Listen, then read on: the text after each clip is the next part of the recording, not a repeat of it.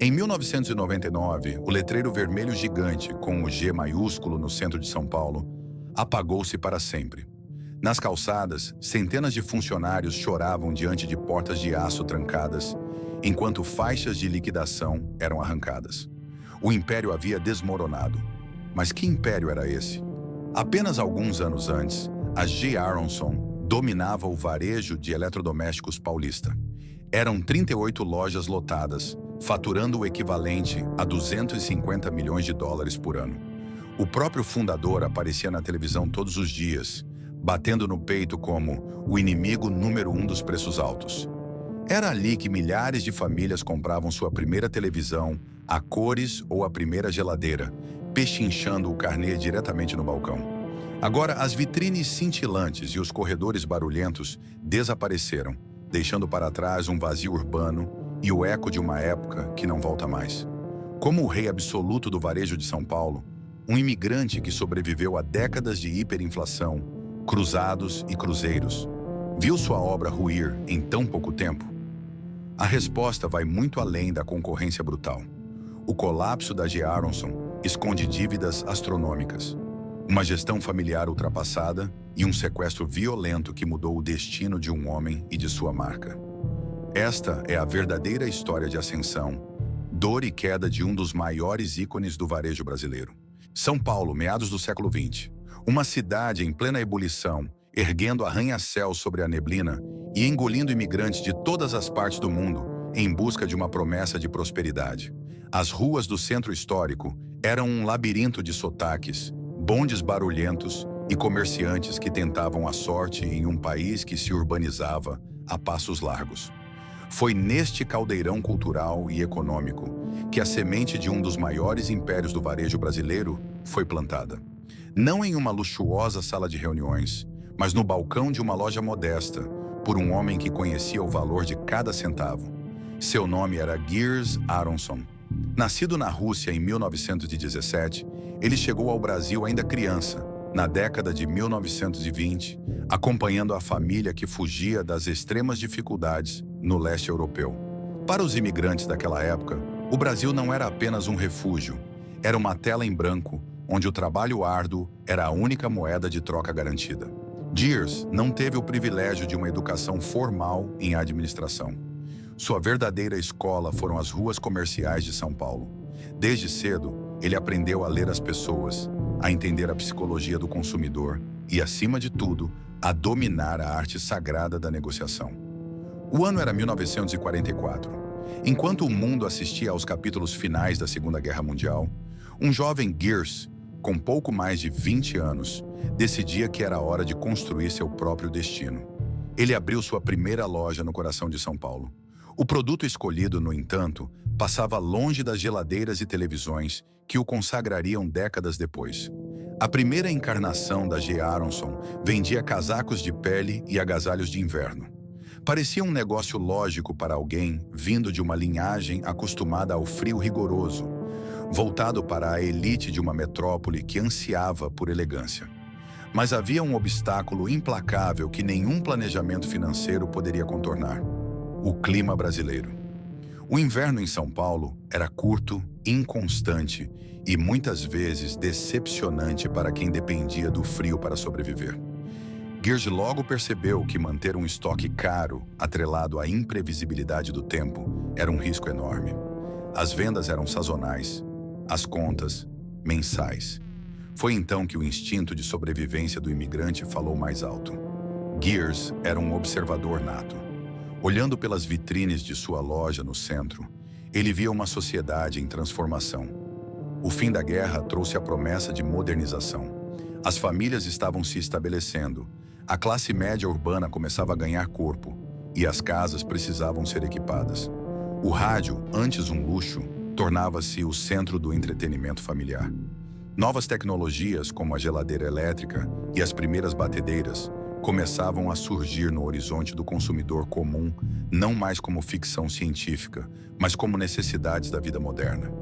Gers entendeu que a época dos casacos pesados havia ficado para trás.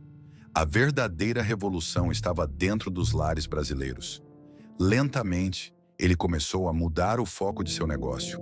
Os cabides deram lugar às prateleiras de madeira. Os agasalhos foram substituídos por eletrodomésticos de pequeno porte e móveis. A transição não foi da noite para o dia, mas a resposta do público foi inegável.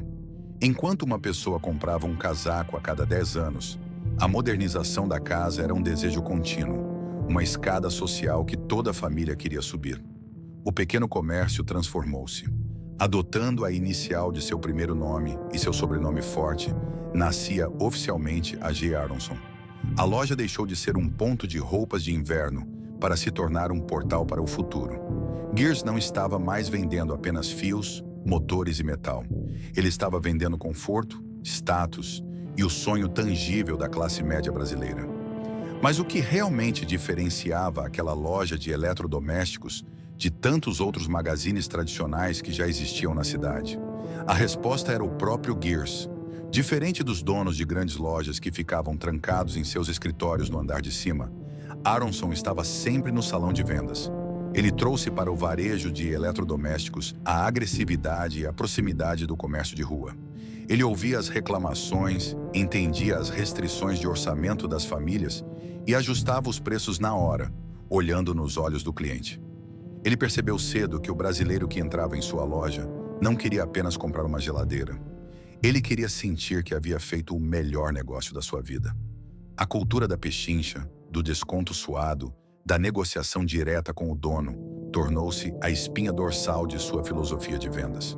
Naqueles primeiros anos no centro de São Paulo, Gears Aronson estava afiando as armas que, muito em breve, o transformariam no rei indiscutível do varejo paulista. A semente estava plantada. O império estava prestes a decolar. À medida que a metrópole de São Paulo se expandia, engolindo bairros periféricos e transformando antigas fazendas em selvas de pedra e asfalto, o mercado de consumo passava por uma revolução silenciosa. Ter uma geladeira branca reluzente na cozinha ou um televisor com gabinete de madeira na sala de estar deixara de ser um privilégio exclusivo da elite para se tornar o grande sonho de consumo da classe operária e da emergente classe média. No entanto, o varejo tradicional ainda operava com uma mentalidade antiga. Lojas de departamentos majestosas, vendedores engravatados com postura austera e preços fixos que muitas vezes intimidavam o trabalhador comum. Gears Aronson percebeu que havia um abismo entre o desejo do povo e a vitrine fria das lojas de elite. Ele decidiu ser a ponte. Foi assim que nasceu uma das identidades corporativas mais fortes e viscerais da história do comércio brasileiro. A G. Aronson não queria ser vista como um templo de luxo. Queria ser o quintal da casa do cliente. Para consolidar essa imagem, Gears cunhou um slogan que não era apenas uma peça de marketing, mas uma verdadeira declaração de guerra comercial. O inimigo número 1 dos preços altos. Esta frase simples e direta ressoava profundamente no coração de um país que já começava a flertar com a instabilidade econômica crônica e com a inflação. O consumidor brasileiro precisava de um aliado, alguém que parecesse estar do seu lado no balcão de negociações. Gears assumiu esse papel com maestria. A estratégia de negócios por trás do slogan era brutalmente eficaz. Margens de lucro espremidas ao limite em troca de um volume de vendas colossal. Enquanto os concorrentes preferiam vender um único refrigerador com uma margem de 30%, a G. Aronson preferia vender 30 refrigeradores com uma margem de 5%. O giro rápido de estoque gerava um fluxo de caixa contínuo que permitia negociações mais agressivas com as fábricas. Era um ciclo virtuoso de crescimento, alimentado pelo preço baixo. Mas a genialidade da G. Aronson não estava apenas na matemática financeira, estava na psicologia da venda. Gears institucionalizou o que os brasileiros chamam carinhosamente de pechincha. Nas suas lojas, a etiqueta de preço era apenas um ponto de partida, um convite para o debate. O ambiente não tinha música ambiente suave ou iluminação indireta. As lojas eram propositalmente caóticas, com caixas de papelão empilhadas até o teto, corredores estreitos e um burburinho constante. Essa estética do caos enviava uma mensagem subconsciente poderosa. Não estamos gastando dinheiro com decoração, Estamos repassando a economia para você. O ritual de compra na G. Aronson era quase uma peça de teatro interativa. O cliente entrava, escolhia o produto, olhava o preço e chamava o vendedor. A negociação começava. O vendedor oferecia um pequeno desconto, mas o cliente, instruído pela fama da loja, exigia mais. E era nesse momento que a mágica acontecia. Em vez de simplesmente negar, o vendedor muitas vezes dizia: "Vou falar com o seu Aronson." E com frequência o próprio Gears estava lá, caminhando pelos corredores de mangas arregaçadas, com uma caneta no bolso da camisa e o olhar atento de quem conhecia o valor do dinheiro suado. Ele ouvia o cliente, avaliava a situação, pegava um bloco de notas, riscava o preço original e escrevava um novo número, dizendo: "Para você levar agora." O cliente saía da loja não apenas com um eletrodoméstico novo, mas com a sensação inebriante de ter vencido o sistema, de ter dobrado o dono da loja. Era uma injeção de dignidade e poder de compra. Essa cultura de proximidade e agressividade comercial transformou a primeira loja, no centro, em um formigueiro humano. Logo, o espaço físico tornou-se insuficiente para abrigar a multidão que descia dos ônibus nos finais de semana à procura de promoções. A expansão era inevitável. A marca do grande G vermelho começou a se multiplicar, saindo do centro histórico e fincando bandeiras em bairros populosos e estratégicos de São Paulo. Cada nova loja que abria era inaugurada com o mesmo modelo mental. Volume estrondoso, negociação direta e o dono sempre de olho no salão de vendas. No entanto, o sucesso nas ruas da cidade logo impôs um novo desafio. A G. Aronson havia conquistado o pedestre, o trabalhador que passava pela vitrine a caminho do ponto de ônibus. Mas para se tornar uma força incontestável, para dominar as mentes e as carteiras de toda a população do estado, confiar apenas no tráfego de pedestres não seria suficiente. Gears sabia que precisava entrar nas casas das pessoas antes mesmo que elas decidissem sair para comprar. O homem que vendia televisores percebeu que precisava estar dentro deles. A revolução nas calçadas estava consolidada, mas o verdadeiro império de seu Aronson seria forjado nas ondas eletromagnéticas da televisão brasileira. A década de 1980 e o início dos anos 90 trouxeram uma consolidação sem precedentes para a televisão aberta brasileira. O aparelho de tubo, com seu brilho catódico e antenas em formato de V, não era apenas um móvel na sala de estar. Era o altar moderno em torno do qual as famílias se reuniam todas as noites. Para um varejista que desejava transcender os limites físicos de suas calçadas e dominar a mente de milhões de consumidores, a televisão era o campo de batalha definitivo. Gears Aronson, com sua intuição afiada forjada no centro de São Paulo, compreendeu que o boca a boca precisava ser amplificado por torres de transmissão. Ele não queria apenas que as pessoas passassem pela G. Aronson. Ele queria que a G. Aronson invadisse a casa de todos os paulistas, todos os dias. No entanto, a transição do balcão para a tela da TV não foi feita nos moldes tradicionais das grandes agências de publicidade. Enquanto outras redes concorrentes contratavam atores de sorriso perfeito, locutores de vozes aveludadas e cenários sofisticados para vender uma imagem de modernidade higienizada, a G. Aronson optou por um caminho radicalmente diferente, quase subversivo. O garoto propaganda da rede seria o próprio dono. Sem maquiagem excessiva, sem roteiros poéticos e, muitas vezes, sem qualquer refinamento técnico de estúdio. Quando os comerciais da G. Aronson interrompiam a programação normal, seja no meio de um programa de auditório no domingo ou no intervalo da novela das 8, o que o telespectador via era a essência pura e crua do comércio popular. Gears Aronson aparecia na tela, frequentemente cercado por muralhas de caixas de papelão, geladeiras, fogões e televisores, empunhando o microfone com firmeza.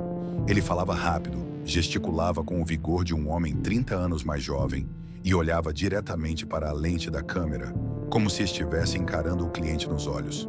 E então, com a voz carregada de urgência, ele disparava o mantra que se tornaria uma tatuagem na memória coletiva de São Paulo. Eu sou o inimigo número 1 dos preços altos. Aquela estética propositalmente rústica das propagandas não era um defeito de produção, era o maior trunfo psicológico da marca. O brasileiro comum, espremido diariamente por uma inflação galopante que corroía o salário antes mesmo do fim do mês, não confiava em anúncios excessivamente polidos.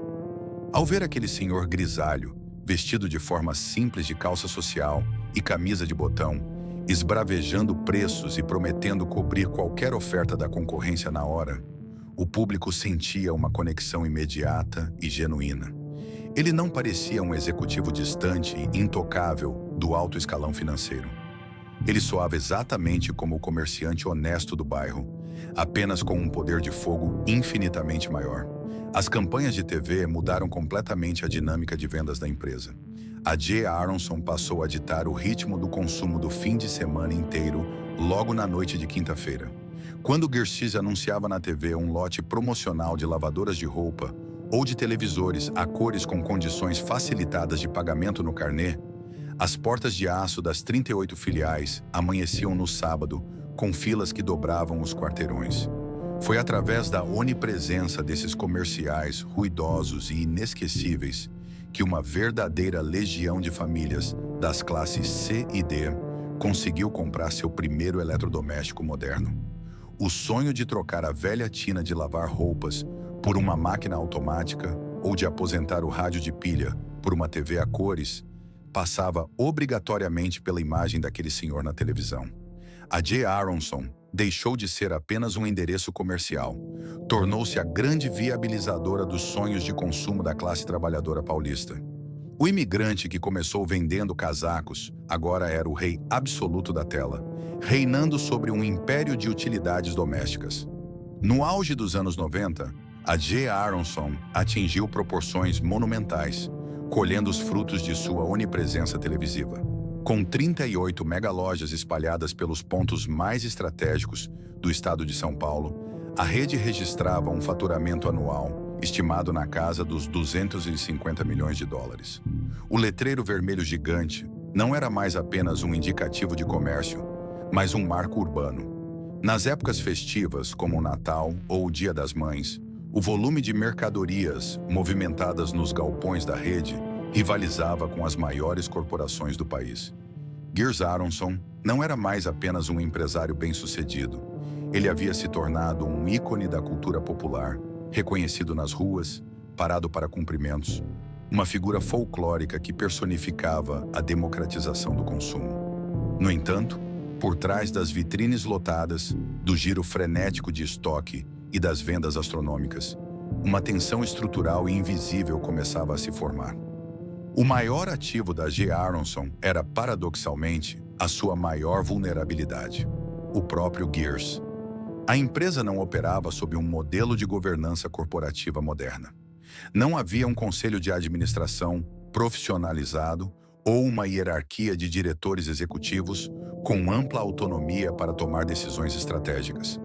Absolutamente tudo, desde a negociação de um lote milionário de geladeiras com as indústrias até a aprovação de um pequeno desconto no balcão da loja da Avenida São João, passava invariavelmente pelo crivo centralizador do seu Aronson. Esse modelo de gestão patriarcal e concentrado era compreensível nas décadas de 1950 e 1960, quando a operação era pequena e dominada pelo olhar atento do dono. Mas agora, lidando com o peso de quase 40 filiais, milhares de funcionários e uma complexidade financeira imensa, a dependência absoluta de uma única figura humana beirava a imprudência. Gers já não era o jovem imigrante que inaugurou a pequena loja de agasalhos. Ele já havia ultrapassado a marca dos 70 anos de idade. E, embora mantivesse uma energia física e mental que surpreendia concorrentes muito mais jovens, o tempo é um adversário que não aceita negociação. O mercado começava a se questionar. O que aconteceria com a J. Aronson se o inimigo número 1 dos preços altos não pudesse mais estar à frente da operação? A marca havia se fundido de tal forma com a identidade de seu criador que parecia impossível separar a corporação da pessoa física. Enquanto isso, o cenário ao redor mudava de forma agressiva. Gigantes como a Casas Bahia e o Ponto Frio começavam a investir pesadamente na profissionalização de suas gestões, na modernização da logística e em campanhas publicitárias sofisticadas, reduzindo a dependência da imagem de seus fundadores. Na G. Aronson, porém, a administração ainda carregava o espírito do balcão de madeira. A crença cega de que o talento comercial instintivo de Gears seria suficiente para guiar o barco em qualquer tempestade criou uma ilusão perigosa de invulnerabilidade. O dinheiro entrava aos borbotões, os carnês multiplicavam-se e o barulho dos caixas registradores abafava qualquer sinal de alerta interno. O império vivia o auge absoluto de seu esplendor, banhado pelas luzes quentes dos holofotes de televisão, completamente alheio ao fato de que, sob aquela superfície brilhante, a fundação envelhecia. A tempestade estava a caminho, e o rei logo descobriria que nem todo problema pode ser resolvido com um grito e um desconto. O ano de 1994 trouxe uma mudança tectônica para a economia brasileira, com a implementação do Plano Real. A hiperinflação, um monstro que por décadas ditou o ritmo frenético de remarcação de preços e corroeu o poder de compra da população, foi subitamente contida. Para o varejo, o efeito foi imediato e explosivo. Milhões de brasileiros das classes mais baixas, que antes viam seu dinheiro virar pó em questão de dias, de repente descobriram o poder do crédito e da estabilidade. As lojas de eletrodomésticos viraram o epicentro dessa nova era de consumo. Para a G. Aronson, parecia o cenário perfeito. A demanda por televisores, geladeiras e fogões atingiu níveis estratosféricos. Inspirado por esse boom econômico e embriagado pelos números formidáveis de faturamento, Gears Aronson tomou uma decisão que mudaria para sempre o destino de sua empresa: pisar no acelerador da expansão. O objetivo era audacioso. A rede, que já dominava pontos vitais, planejava chegar rapidamente à marca de 50 megalojas, espalhando seu letreiro vermelho por todas as regiões de São Paulo. A ilusão de que o crescimento seria infinito e inabalável tomou conta dos corredores da administração. No entanto, havia uma armadilha silenciosa nessa estratégia de expansão acelerada. Durante décadas, o crescimento da G. Aronson havia sido orgânico. Gears abria novas lojas usando o capital gerado pelas vendas das lojas já existentes. Era um modelo seguro, conservador, típico de um imigrante que conhecia o valor de não gastar mais do que possuía. Mas a pressa em dominar o mercado na era do real exigia um volume de capital que o caixa da empresa não conseguia fornecer na mesma velocidade. Pela primeira vez em sua história, a G. Aronson começou a recorrer agressivamente aos empréstimos bancários. O dinheiro dos bancos financiou a construção de novas fachadas, a compra de estoques colossais e a locação de imóveis caros. A armadilha do endividamento financeiro estava armada, esperando apenas a primeira mudança nos ventos econômicos para disparar. Enquanto a G. Aronson se alavancava nos bancos, o terreno da concorrência sofria mutações profundas. A cultura da pechincha, que havia consagrado Gears Aronson, começou a se mostrar insuficiente diante de modelos de negócios mais sofisticados.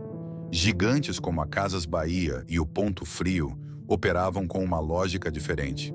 Samuel Klein, fundador da Casas Bahia, não vendia apenas móveis e eletrodomésticos. Ele vendia crédito. A verdadeira mina de ouro dessas redes concorrentes não estava na margem de lucro do produto em si, mas nos juros embutidos nos intermináveis carnês de pagamento. Eles possuíam departamentos robustos de análise de crédito, sistemas informatizados para gerenciar a inadimplência e uma logística profissional que garantia entregas em tempo recorde. A G. Aronson, por outro lado, tentava operar uma rede de quase 40 lojas com o mesmo sistema de gestão de quando possuía apenas uma. A informatização era precária e enfrentava resistência interna. O controle de estoque muitas vezes dependia de anotações manuais e da memória dos gerentes. Mais grave ainda, a concessão de crédito nas lojas da G. Aronson não possuía o rigor matemático de seus concorrentes. Sem um sistema de crediário próprio tão eficiente quanto o da Casas Bahia, a loja de Gears muitas vezes dependia de financeiras terceirizadas, perdendo uma fatia crucial do lucro que poderia fortalecer seu balanço financeiro. A estratégia de vender muito com margem quase zero, o mantra do inimigo número 1 dos preços altos, funcionava perfeitamente quando o custo operacional era baixo e a inflação maquiava os números. Mas no ambiente de moeda forte, onde cada centavo de juro pago aos bancos corroía a rentabilidade líquida, a equação começou a não fechar. A G. Aronson estava faturando centenas de milhões, mas o lucro real, aquele que sustenta a empresa em tempos de crise, estava derretendo silenciosamente. As primeiras rachaduras na fundação do império não eram visíveis para o público. Nas ruas, as lojas continuavam lotadas nos finais de semana, os balões coloridos enfeitavam as portas e as propagandas na televisão continuavam agressivas. Geers Aronson, já na casa dos 80 anos, mantinha sua rotina implacável de percorrer as filiais, negociar com clientes e esbravejar descontos. Mas nos bastidores financeiros, a realidade era angustiante. A dívida com os bancos crescia de forma geométrica, alimentada pelas taxas de juros brasileiras, que, historicamente, figuravam entre as mais altas do mundo. A empresa precisava vender cada vez mais apenas para pagar o serviço da dívida. A G. Aronson havia se transformado em um gigante com pés de barro. A estrutura de governança familiar, que não permitia a entrada de executivos de mercado para modernizar a gestão financeira e logística, asfixiava a capacidade de adaptação da empresa. Eles estavam presos em um modelo de varejo dos anos 70, tentando sobreviver em um mercado brutalmente competitivo e financeirizado do final dos anos 90. A ilusão do crescimento maquiava o fato de que a companhia havia perdido sua agilidade comercial. O império estava endividado, envelhecido e cercado por concorrentes famintos. Só precisava de um choque externo para que as rachaduras se transformassem em um desabamento. E esse choque não viria do mercado, mas da mais pura e violenta tragédia humana. O ano de 1998 prometia ser mais um capítulo de batalhas comerciais intensas nas ruas de São Paulo. A G. Aronson, apesar das dificuldades financeiras e do endividamento que começavam a se acumular nos bastidores, mantinha sua fachada de força inabalável para o público. Geers Aronson, já na casa dos 81 anos de idade, continuava sendo a personificação viva da empresa, cumprindo sua rotina diária implacável de visitar lojas e gravar comerciais. Mas o destino reservava um golpe devastador que não viria das planilhas de bancos, da inflação ou das estratégias de concorrentes. O golpe fatal viria da violência urbana, que no final da década de 1990 aterrorizava a sociedade brasileira. A epidemia de sequestros. Naquela época, a cidade de São Paulo enfrentava uma onda sem precedentes de criminalidade focada na elite econômica.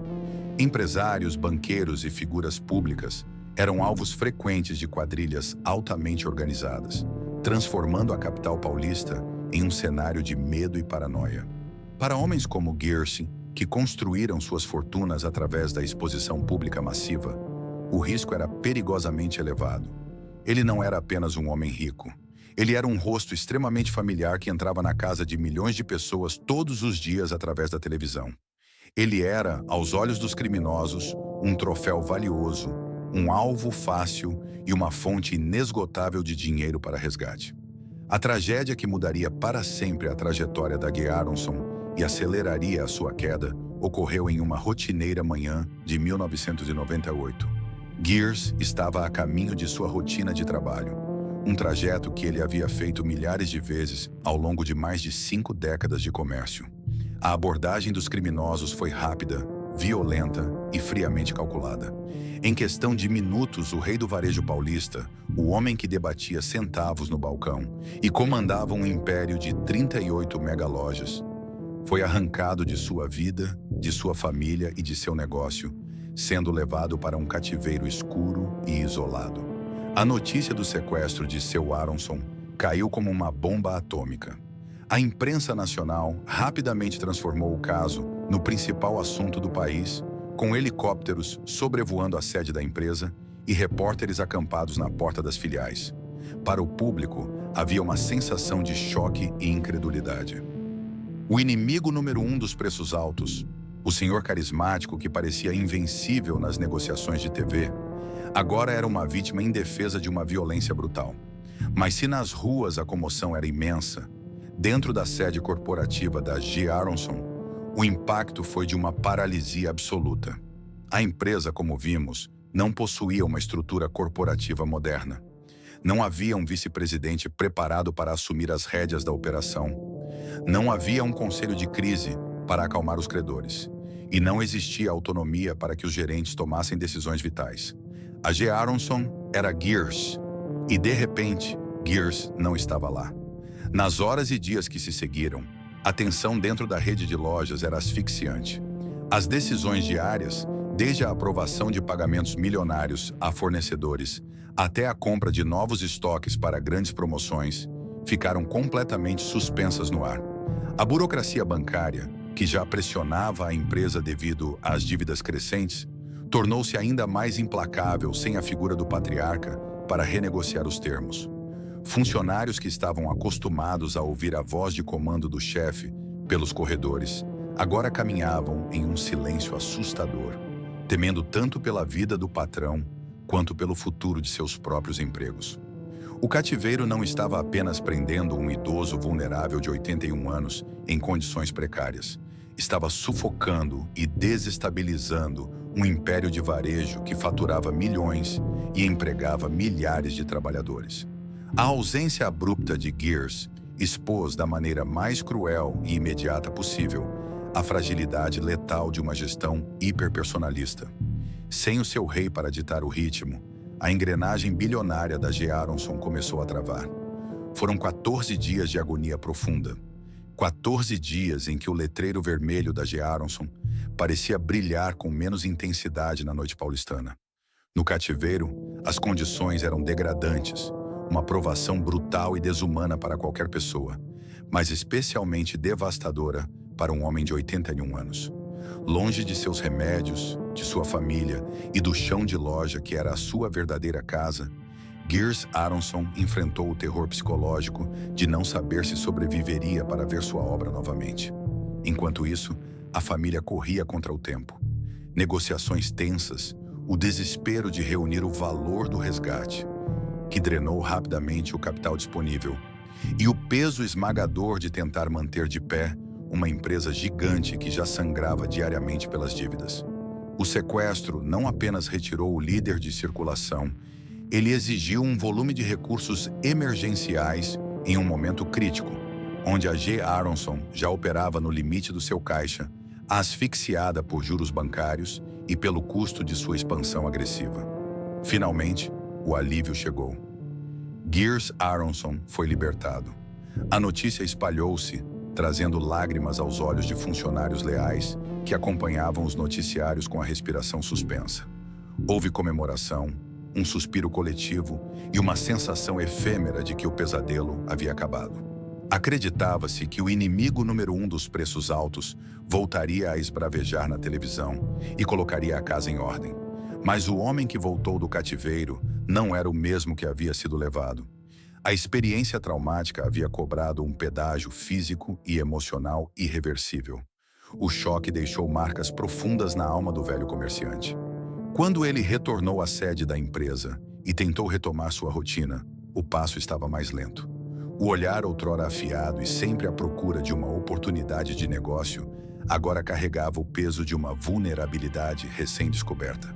A voz que comandava multidões nos comerciais de TV e no balcão de pechinchas havia perdido sua urgência característica.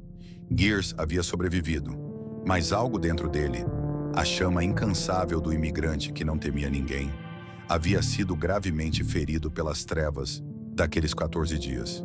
Para o império varejista, esse impacto pessoal foi corporativamente catastrófico. A empresa precisava, mais do que nunca, de um general com pulso firme e mente ágil para navegar pelas turbulentas águas financeiras do final de 1998, renegociar dívidas monstruosas com os bancos e enfrentar o avanço implacável de concorrentes organizados como a Casas Bahia e o Ponto Frio. Mas o líder estava alquebrado. A gestão familiar e extremamente centralizada, que já se mostrava insuficiente diante da modernidade, agora encontrava-se na prática enfraquecida. Ninguém tinha autoridade para substituí-lo plenamente. As rachaduras nas finanças, que antes eram ocultas pelo frenesi das vendas, começaram a se expor de forma irreversível. Com um líder traumatizado e menos presente no fronte de batalha diário, o mercado sentiu a mudança. Os bancos, farejando o aumento drástico do risco, começaram a apertar o cerco e endurecer as linhas de crédito. Fornecedores da indústria de linha branca, temendo calotes, reduziram os prazos de pagamento ou passaram a exigir dinheiro à vista para descarregar novas mercadorias nos galpões. A engrenagem parou de girar. O sequestro de 1998 não foi o que criou a dívida da G. Aronson, pois os problemas estruturais já estavam plantados há anos. Mas foi, sem sombra de dúvida, o evento violento que quebrou o rei. E no tabuleiro implacável do varejo, quando a peça central tomba, o império rapidamente caminha para o xeque-mate. Enquanto a G. Aronson lutava para juntar os cacos e restaurar a normalidade após o trauma profundo do sequestro de seu fundador, uma tempestade de proporções monumentais se formava no horizonte macroeconômico do Brasil. O ano de 1998 já havia sido marcado por turbulências severas nos mercados globais. As crises asiática e russa enviaram ondas de choque que ameaçavam desestabilizar a economia brasileira e destruir a estabilidade recém-conquistada pelo Plano Real. Para defender a moeda, conter a inflação e evitar uma fuga em massa de dólares do país, o governo tomou uma medida drástica de contenção. Elevou a taxa básica de juros, a Selic, a patamares estratosféricos que chegaram a ultrapassar a marca assustadora dos 40% ao ano. Essa decisão técnica, calculada nos gabinetes frios e acarpetados de Brasília, teve o efeito de um verdadeiro terremoto nas calçadas barulhentas do comércio popular de São Paulo. Quase de um dia para o outro, o crédito no Brasil secou. O financiamento a perder de vista, que era o motor invisível por trás da venda de cada geladeira branca, máquina de lavar e aparelho de televisão, tornou-se proibitivamente caro para o consumidor da classe operária. O famoso carnê de pagamentos, antes o símbolo máximo do poder de compra democratizado e da ascensão social, transformou-se de repente em uma perigosa armadilha financeira. A população, temendo o desemprego crescente e o aumento súbito do custo de vida, tomou a atitude mais lógica e instintiva em tempos de crise. Parou de gastar. A compra de bens duráveis foi adiada por tempo indeterminado. As lojas da G. Aronson, que historicamente ficavam intransitáveis nos finais de semana, começaram a registrar corredores mais vazios e um silêncio perturbador que ecoava entre as montanhas de caixas de papelão. Para a rede de Gears Aronson, essa retração abrupta e massiva no consumo já seria um golpe duríssimo em tempos normais. Mas como sabemos, o cenário interno da empresa passava longe da normalidade. A G. Aronson havia abandonado seu modelo conservador, característico dos seus primeiros 40 anos, para mergulhar de cabeça no perigoso mar do endividamento bancário. A obsessão de expandir a rede rapidamente e alcançar 50 megalojas foi financiada não com o lucro orgânico das vendas, mas com dinheiro emprestado de grandes instituições financeiras. Com a explosão repentina das taxas de juros no Brasil, o custo dessa dívida gigantesca multiplicou-se exponencialmente em questão de semanas. A matemática financeira tornou-se implacável, engolindo qualquer margem de manobra que a diretoria pudesse ter. Nas planilhas internas, a realidade era fria e aterrorizante. O dinheiro que entrava diariamente nos caixas das filiais não era mais suficiente para repor o estoque nas fábricas e, simultaneamente, pagar os juros extorsivos cobrados pelo sistema bancário. A companhia havia caído na mais clássica e letal armadilha do varejo: a alavancagem descontrolada em um país de economia estruturalmente volátil. O faturamento diário, por mais impressionante que ainda parecesse nas vitrines da Avenida São João, era instantaneamente sugado pelo buraco negro do serviço da dívida. A empresa, com seus milhares de funcionários e dezenas de endereços de alto custo, estava trabalhando até a exaustão apenas para enriquecer os credores, sem conseguir amortizar um único centavo do montante principal devido. A ironia dessa situação era profunda, trágica e cruel. O homem de origem humilde que construiu um império, batendo no peito diante das câmeras, autoproclamando-se com orgulho como o inimigo número 1 dos preços altos, agora estava sendo silenciosa e brutalmente esmagado pelo inimigo número 1 do empreendedorismo brasileiro. os juros altos. E desta vez, não havia como resolver o problema no balcão de negociações. Gears Aronson não podia exigir um desconto para a taxa Selic. A tempestade perfeita havia se formado e o barco estava fazendo água no centro exato do furacão. A rotina nos escritórios centrais da G. Aronson transformou-se em uma operação de guerra diária e silenciosa. A prioridade não era mais planejar grandes campanhas de marketing televisivo ou negociar a expansão megalomaníaca da rede.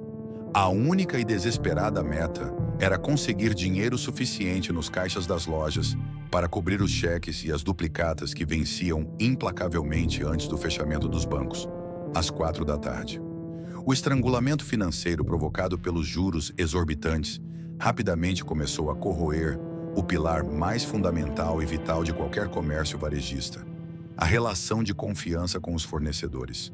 Durante décadas, as maiores indústrias de linha branca e eletroeletrônicos do Brasil, gigantes como Brastemp, Consul, Philips e Semp Toshiba, disputavam acirradamente cada centímetro quadrado das lojas da G. Aronson.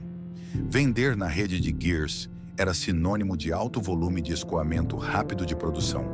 No entanto, à medida que os boatos sobre o asfixiamento financeiro da empresa se espalhavam pelos corredores do mercado, a confiança desapareceu tão rápido quanto o crédito. As seguradoras de risco rebaixaram drasticamente a classificação da empresa.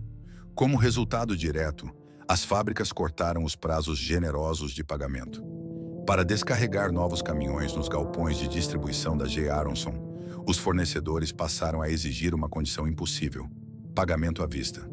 Mas o caixa estava vazio, sugado diariamente pelos juros bancários atrelados à explosão da taxa Selic.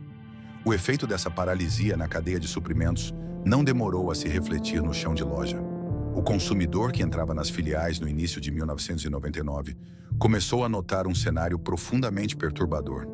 As famosas muralhas de caixas de papelão, que antes iam do chão ao teto e passavam a sensação inebriante de fartura e oportunidade de pichincha, começaram a encolher drasticamente. Os espaços vazios nas prateleiras tornaram-se cada vez mais frequentes e difíceis de disfarçar. Se um cliente pedisse um modelo específico de geladeira ou televisor, o vendedor muitas vezes tinha que baixar os olhos e confessar que não havia previsão de entrega. A ruptura de estoque, o fantasma mais temido do varejo, havia se instalado em caráter definitivo. Gears Aronson, ainda lutando contra os demônios psicológicos de seu sequestro recente e sentindo o peso esmagador de seus 82 anos, tentou usar sua influência histórica para contornar a crise. Ele fez apelos pessoais aos presidentes de bancos e diretores de fábricas, homens com quem havia negociado no fio do bigode ao longo de meio século de comércio paulista. Mas o Brasil havia mudado drasticamente. O mercado financeiro do final dos anos 90 era frio, globalizado e implacável. Não operava mais na base do aperto de mão, do prestígio pessoal ou da camaradagem de velhos tempos.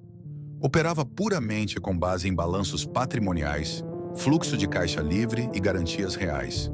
E as planilhas da G. Aronson mostravam uma empresa tecnicamente inviável, carregando uma dívida bancária estimada em cerca de 65 milhões de reais. Uma quantia absolutamente esmagadora para um negócio que dependia de margens de lucro na casa dos centavos para sobreviver. As tímidas tentativas de encontrar um sócio investidor ou de vender parte das lojas para concorrentes esbarraram na completa falta de transparência da gestão familiar e no tamanho do passivo oculto. Ninguém no mercado estava disposto a comprar uma dívida fora de controle atrelada a uma estrutura administrativa presa no passado. Sem novos produtos para vender, a receita diária despencou vertiginosamente. Sem receita, o pagamento dos juros atrasou.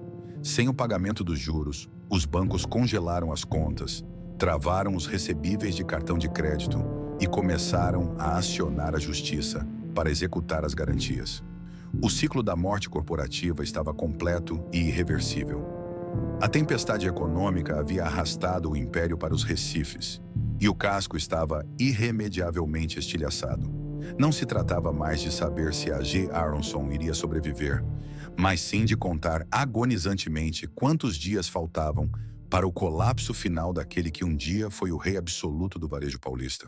A virada de 1998 para 1999 não trouxe renovação para a G. Aronson, trouxe o silêncio fúnebre que antecede a morte de um gigante.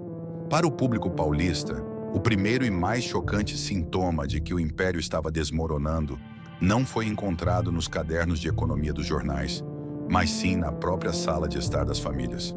Durante décadas, era virtualmente impossível assistir à televisão aberta em São Paulo sem ser bombardeado pelas aparições enérgicas de Geers Aronson. Seus comerciais eram uma constante, um relógio não oficial que ditava o ritmo do consumo nos finais de semana. Subitamente, aquele senhor grisalho, que esbravejava ser o inimigo número 1 dos preços altos, desapareceu das telas. O sumiço da G. Aronson, dos intervalos comerciais da novela das 8 ou dos programas de domingo, não foi uma mudança calculada de estratégia de marketing. Foi uma admissão dolorosa de asfixia financeira. Sem dinheiro em caixa para pagar as caríssimas inserções nas grandes emissoras de TV, a rede perdeu sua voz, sua principal arma de atração de massas e seu elo emocional com a classe trabalhadora. Para uma marca que construiu sua identidade inteira baseada na onipresença e no chamamento agressivo, o silêncio publicitário foi o equivalente a desligar os aparelhos de suporte vital. O mercado e os consumidores entenderam o recado. Algo estava terrivelmente errado. Sem os comerciais para convocar a multidão, as ruas, praças e avenidas, onde a G. Aronson mantinha suas imponentes fachadas, começaram a testemunhar uma cena impensável poucos anos antes. As lojas, outrora formigueiros humanos, onde mal se podia caminhar aos sábados, tornaram-se espaços fantasmagóricos. O silêncio dentro das filiais era pesado, quase ensurdecedor. O burburinho característico das negociações intensas no balcão, o som metálico das caixas registradoras, os gritos dos vendedores anunciando o fechamento de cotas. Tudo isso foi substituído pelo eco dos passos solitários de clientes confusos, que entravam apenas para constatar uma realidade amarga. A ruptura de estoque, que havia começado de forma velada nos meses anteriores, agora se exibia nua e crua. Os grandes fabricantes de linha branca e eletrônicos haviam cortado o fornecimento de forma implacável. Sem crédito na praça, com os bancos bloqueando as contas e sem capacidade de realizar pagamentos à vista, os caminhões de entrega simplesmente desapareceram das docas da G. Aronson. O resultado prático disso no chão de loja era de uma desolação urbana. As famosas muralhas de caixas de papelão lacradas, que antes serviam tanto como estoque de giro rápido, quanto como uma tática psicológica infalível para passar a sensação de abundância infinita, foram desaparecendo. As prateleiras e ilhas de exposição de madeira, antes abarrotadas de liquidificadores, ferros de passar e micro-ondas, começaram a ficar cada vez mais espaçadas. Gerentes tentavam inutilmente espalhar os poucos produtos restantes para maquiar o vazio, mas o truque visual não enganava ninguém. Geladeiras de mostruário, antes proibidas de serem vendidas e usadas apenas para exibição, agora eram negociadas a contragosto, muitas vezes com pequenos amassados ou arranhões, apenas para garantir que algum dinheiro entrasse no caixa para pagar a luz no final da semana. A ilusão de ótica havia acabado. A majestade da G. Aronson estava nua. O ambiente de trabalho, antes marcado pela adrenalina das grandes promoções e pelas comemorações de metas batidas, transformou-se em um calvário diário para os milhares de funcionários da G. Aronson. Vendedores veteranos, que haviam passado décadas na empresa e conheciam os clientes fiéis pelo nome, viam-se em uma posição humilhante e desesperadora. Sem estoques nas prateleiras para vender e trabalhando à base de comissões que agora beiravam o zero absoluto, a angústia tomava conta das copas e dos corredores nos fundos das lojas. Muitos continuavam vestindo o uniforme e batendo ponto pontualmente às 8 da manhã, não pela esperança de uma reversão milagrosa, mas pelo medo de abandonar o posto e perder os direitos trabalhistas acumulados por uma vida inteira de dedicação. Para o consumidor paulista, a agonia pública da G. Aronson gerou uma mistura de choque e incerteza prática. Famílias que ainda possuíam parcelas pendentes nos famosos carnês de pagamento visitavam as filiais com dúvidas cruéis. Deveriam continuar pagando as prestações a uma empresa que parecia prestes a fechar as portas a qualquer momento? A falta de respostas claras da gerência, que também estava às cegas, apenas alimentava o pânico. A relação de confiança irrestrita, forjada pessoalmente por seu Aronson no balcão ao longo de meio século de comércio, estava se desfazendo como fumaça no ar frio de São Paulo. Enquanto a G. Aronson sangrava e perdia sua força vital, a concorrência não demonstrava um pingo de misericórdia. O varejo popular é um ecossistema implacável, onde a fraqueza de um gigante é imediatamente devorada pelos seus rivais.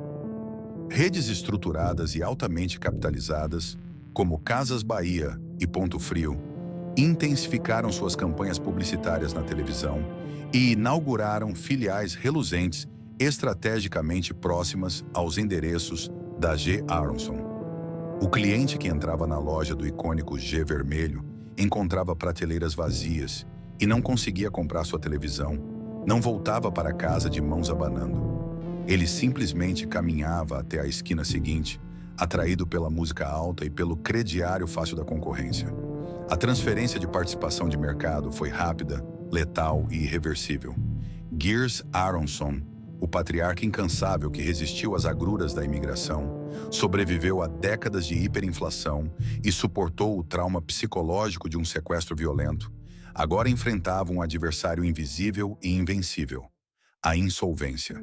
As negociações desesperadas de bastidores com grandes bancos privados e possíveis fundos investidores fracassaram definitivamente. Ninguém queria assumir o risco gigantesco de uma estrutura arcaica afogada em juros compostos. A injeção de capital necessária para cobrir um rombo estimado em mais de 65 milhões de reais simplesmente não viria. Nos últimos meses de 1999, as 38 megalojas que outrora representavam a coroa brilhante do varejo paulista operavam como verdadeiros zumbis comerciais. Para economizar energia e cortar custos básicos, as luzes de muitos setores já não eram totalmente acesas. O silêncio sepulcral das lojas era ocasionalmente quebrado apenas pelos murmúrios de clientes perplexos e pela tristeza de funcionários de braços cruzados. A longa agonia nas prateleiras vazias preparava o terreno para o ato final. A tempestade financeira havia passado, deixando para trás um naufrágio monumental. Agora restava apenas a dolorosa formalidade judicial de assinar a certidão de óbito do império. O ano de 1999 não trouxe o milagre que os corredores vazios da G. Aronson desesperadamente aguardavam. Em vez de uma injeção de capital salvadora, da chegada de um sócio majoritário ou de um milagroso acordo de reestruturação de dívidas, o que aterrissou sobre as mesas da administração foi a inevitável e fria sentença judicial. Após meses de uma agonia financeira excruciante, asfixia absoluta de crédito e prateleiras desoladoras, a Justiça de São Paulo oficializou o que o mercado já sussurrava em tom de lamento: a decretação da falência da G. Aronson. A palavra falência, nos corredores atapetados dos tribunais e nos relatórios dos auditores, é tratada como apenas um trâmite administrativo, um protocolo formal de encerramento de atividades e liquidação de ativos para o pagamento de credores. Mas nas ruas de São Paulo, para milhares de trabalhadores e milhões de consumidores fiéis, aquela palavra soou como o estrondo final de uma implosão colossal. O dia em que as portas de aço baixaram definitivamente ficou gravado na memória urbana da metrópole como uma cena de luto comercial profundo e irreversível. Não houve uma cerimônia elegante de despedida. Não houve um último e comovente comercial na televisão para dizer adeus ao público que construiu aquele império. O fim foi abrupto, violento e doloroso. Funcionários que haviam dedicado 20, 30 ou até 40 anos de suas vidas à empresa, homens e mulheres que conheciam cada centímetro daquele piso, que haviam vendido a primeira TV a cores, o primeiro videocassete e o primeiro micro-ondas para gerações inteiras de famílias, chegaram para seus turnos matinais apenas para encontrar grossas correntes e pesados cadeados trancando as entradas. Do lado de fora das 38 megalojas, a cena era de puro desespero. Centenas de funcionários aglomeravam-se nas calçadas em pequenos grupos, muitos com os rostos banhados em lágrimas, abraçando-se em um misto de choque, tristeza profunda e um medo paralisante do amanhã. Sem o pagamento de suas verbas rescisórias, sem o fundo de garantia depositado corretamente nos últimos meses de caos e com os salários atrasados, eles não estavam apenas perdendo um crachá, estavam sendo sumariamente lançados em um abismo financeiro, em um país que mal se recuperava de suas próprias crises econômicas severas. As faixas de plástico amarelo e vermelho, que semanas antes gritavam em letras garrafais pedidos desesperados por liquidação total e queima absoluta de estoque, agora pendiam rasgadas, sujas de fuligem, balançando ao vento como bandeiras esfarrapadas de um exército que se rendeu incondicionalmente. Para Gears Aronson, o impacto psicológico daquele momento foi, indubitavelmente, o golpe de misericórdia em sua alma de comerciante.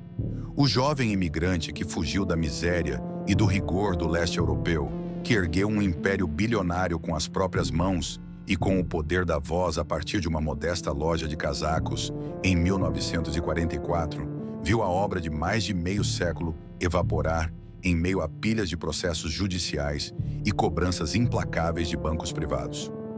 Aos 82 anos, ainda carregando as profundas e não curadas cicatrizes emocionais de seu sequestro, ele não era mais o inatingível rei do varejo.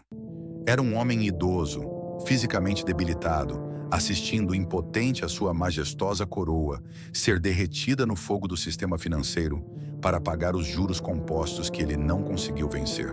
A resistência obstinada em modernizar a governança, a gestão familiar centralizadora e a decisão fatal de se alavancar com capital de terceiros no momento errado, agora cobravam o preço máximo.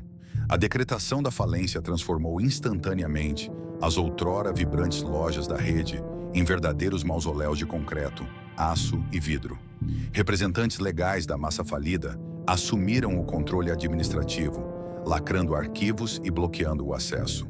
Onde antes ecoava o barulho festivo de consumidores levando suas geladeiras novas em carrinhos de carga, e onde a voz potente de seu Aronson interrompia as negociações no balcão para garantir o menor preço, agora restava apenas o silêncio sepulcral e a poeira acumulando-se sobre os últimos mostruários arranhados que ninguém quis comprar. Nas noites que se seguiram, os moradores de São Paulo notaram uma diferença visceral e melancólica na paisagem da cidade.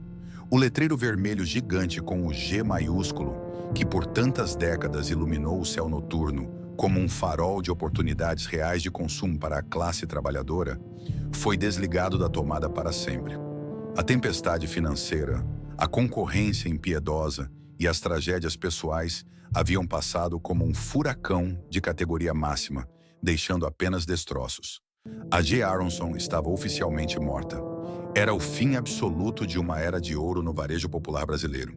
A poeira assentou sobre os escombros corporativos da G. Aronson, mas a paisagem urbana de São Paulo não perdoa o vazio por muito tempo. Nos anos que se seguiram à falência oficial decretada em 1999, os imensos galpões e as mega lojas de esquina, que antes ostentavam orgulhosamente o gigantesco letreiro vermelho, foram gradativamente engolidos pela voracidade do mercado imobiliário e por novas lógicas de consumo. Onde antes milhares de famílias se acotovelavam para negociar carnês de geladeiras e aparelhos de som, surgiram fachadas frias de agências bancárias, grandes redes de farmácias e supermercados de bairro. A geografia física do império foi apagada da cidade, camada por camada, com uma eficiência quase cruel. Para os ex-funcionários, o período pós-falência transformou-se em uma árdua e desgastante jornada pelos corredores dos tribunais trabalhistas. A massa falida da empresa arrastou-se em processos complexos e demorados, com leilões de bens que muitas vezes não cobriam sequer uma fração do gigantesco passivo acumulado. O dinheiro que antes girava em centenas de milhões diariamente evaporou no implacável emaranhado jurídico das execuções de dívidas bancárias.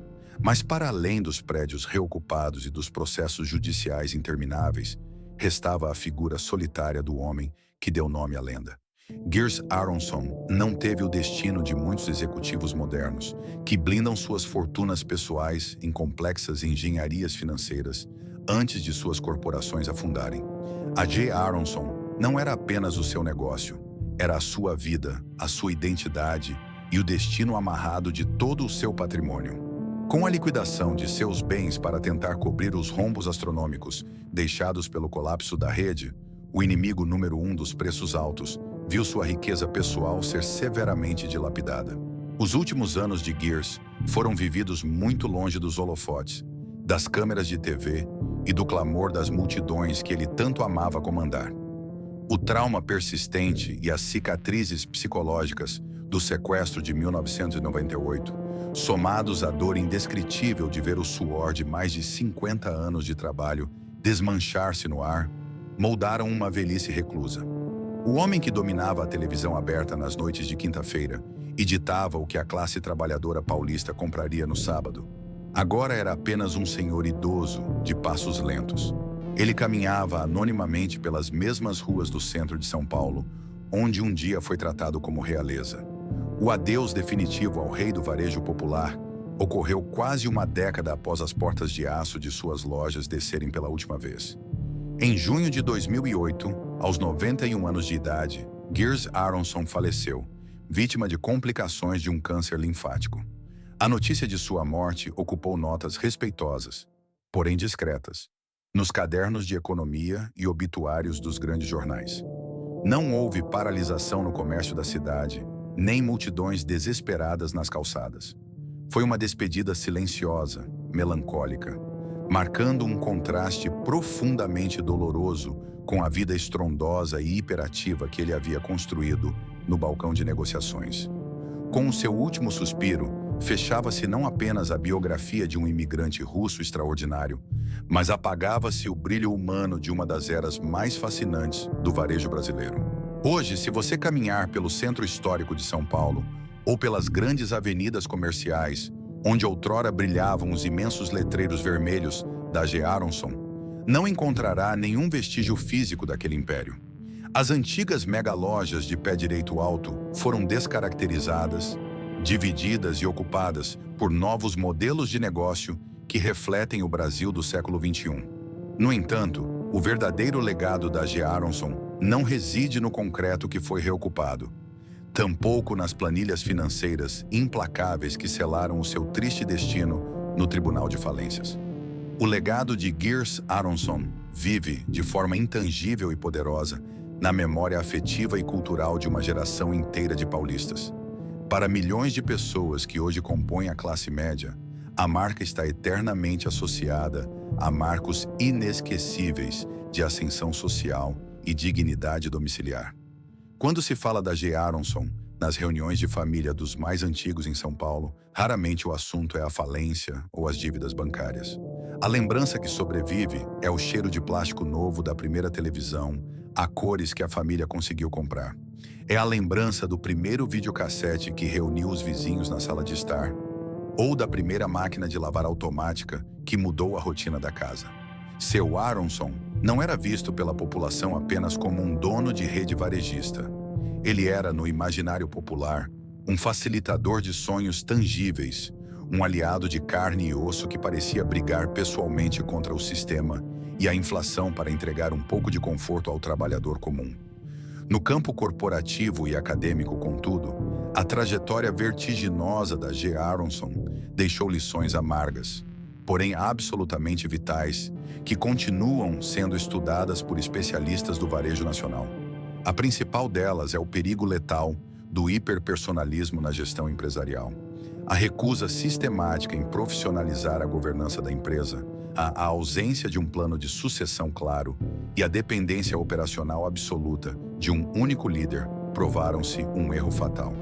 Quando Gears Aronson foi física e psicologicamente neutralizado pelo seu sequestro, a corporação descobriu, da pior forma possível, que não possuía cérebro ou espinha dorsal autônomos. A dura lição é de que um negócio que fatura centenas de milhões de dólares não pode, sob hipótese alguma, depender exclusivamente do instinto, da memória e da saúde de um único homem, por mais brilhante que ele seja. Além disso, a queda da rede ilustra de forma brutal a armadilha da alavancagem financeira no volátil cenário econômico brasileiro. A G. Aronson abandonou suas raízes de crescimento orgânico e conservador para tentar financiar uma expansão megalomaníaca com dinheiro de bancos, em um país onde as taxas de juros são os verdadeiros predadores do empreendedorismo.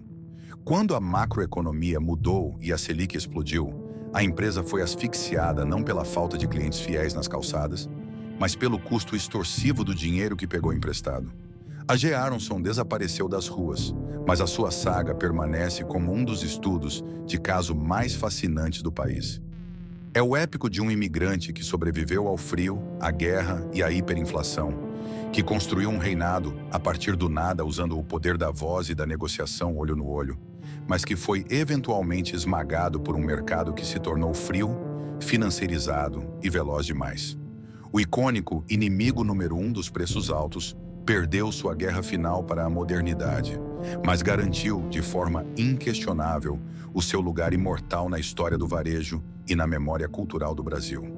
A história da G. Aronson nos ensina que, no implacável universo do varejo, nenhum império é imbatível o suficiente para sobreviver ao tempo se recusar-se a evoluir.